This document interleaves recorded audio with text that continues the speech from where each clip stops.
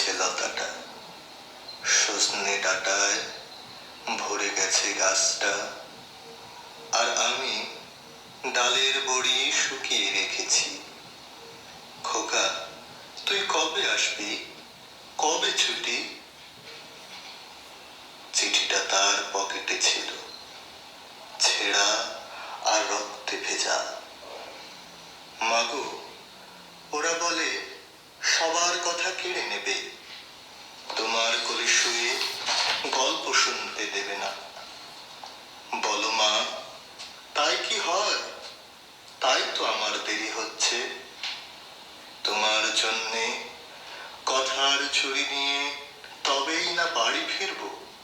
লক্ষ্মী মা, রাগ করো না, মাত্র তো আর কটা দিন। পাগল ছেলে, মা পড়ে আর হাসে। তোর উপর রাগ করতে পারি? নারকেলের চিড়ে কোটে, উড়কি ধানের মুড়কি ভাজে, এটা সেটা আরো কত কি। তার খোকা যে বাড়ি ফিরবে।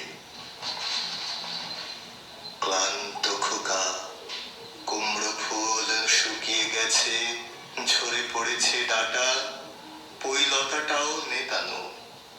খোকা এলি? ঝাপসা চোখে মা তাকায়।